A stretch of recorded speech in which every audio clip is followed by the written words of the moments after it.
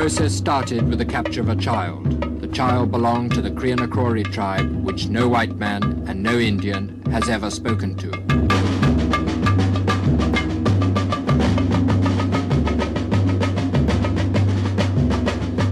The next stage required the help of Indians who were once as unknown as the unknown Krianakrori.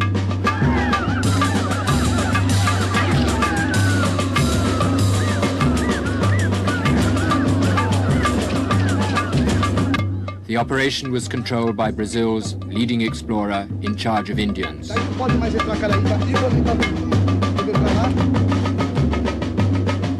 And everything developed in the jungle through his shy and short-sighted brother, who looks like a schoolmaster and lives like a hermit.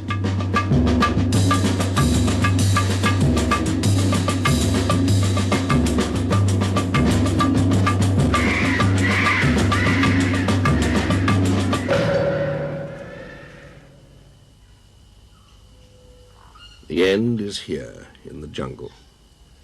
But the chain begins in the cities, like Sao Paulo, where the new forest of concrete means the death of my forest. It's the law of evolution. The new race always destroys the old.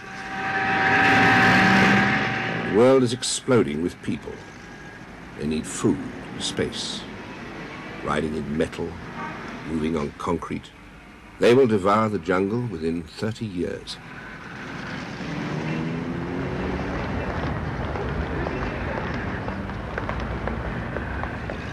It's their needs that destroy the jungle. Take any man.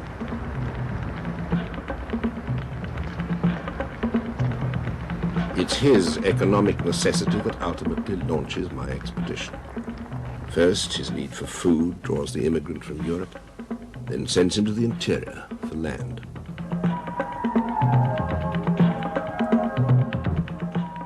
Brasilia, built to develop the interior, was wasteland when Claudio first went to the jungle.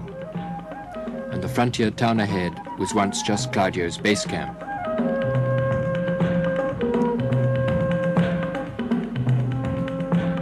A road has opened up the unknown land Claudio was the first to cross, but into the unexplored jungle ahead, prospectors are already smashing their way in.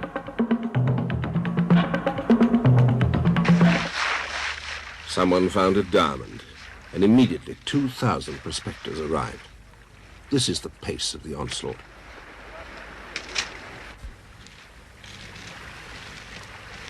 These are the bearers of civilization to the unknown Indian, like our Krianakrori. They're not anthropologists. They're not trained or educated.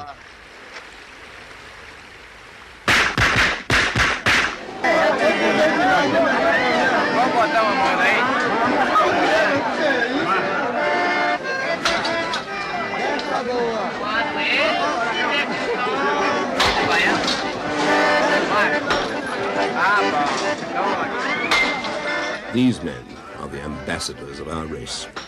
This is the face we show the Indian.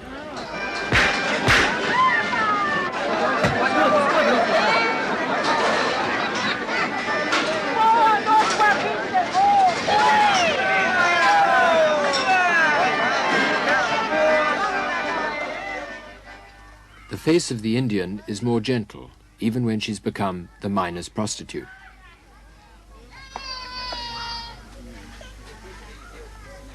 They're permissive and innocent. Their tribe was as wild as the unknown Krianakrori until Orlando and Claudio won their friendship 3 years ago. Now they've been bought for old clothes, and their husbands who did the selling try to tell Claudio how it happened.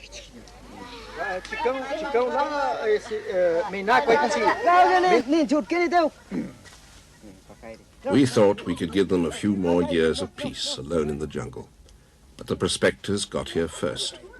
And this is the pattern of the future. They will lust for the products of civilization and hate them at the same time. No.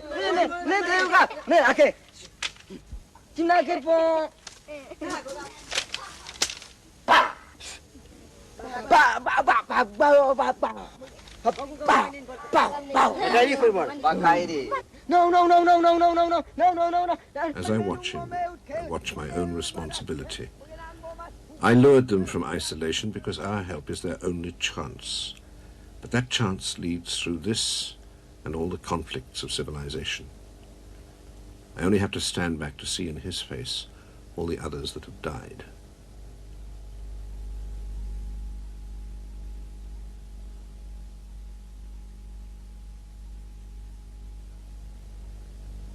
Indians have no resistance to our diseases, and though we succeeded in wiping out TB in this tribe, how can we speak of success when it demands this price?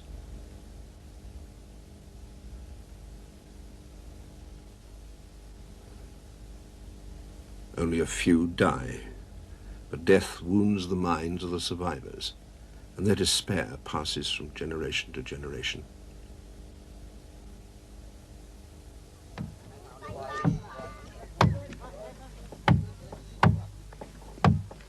Their legends rise from this land.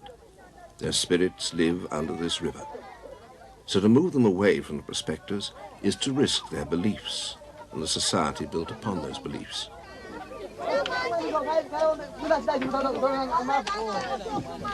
To leave them means bullets, syphilis, and extinction within 5 years.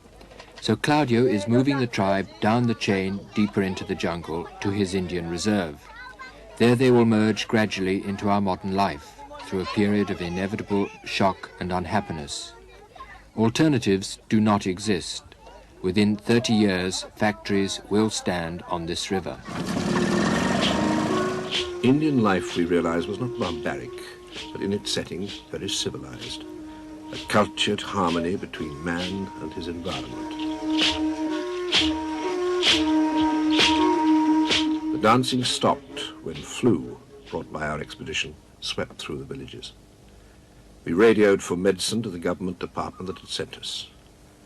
How can we look after Indians, was their reply, when there's not enough medicine for the slums of Rio? And thus we learnt, as young men, that though some Indians may be murdered, most die from neglect. So we bought medicine from our salaries and organized our men into medical teams.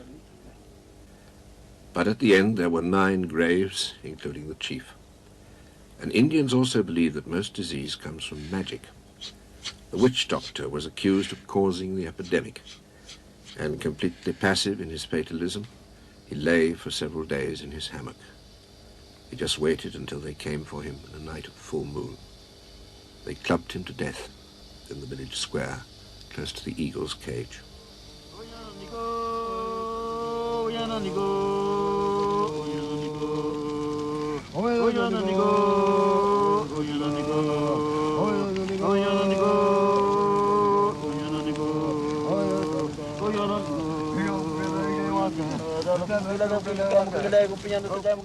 Then they burnt the chief's house, and those most bitter flames of our life taught us how dangerous were the effects of civilization, and that if we were civilized, our duty was to stay and help.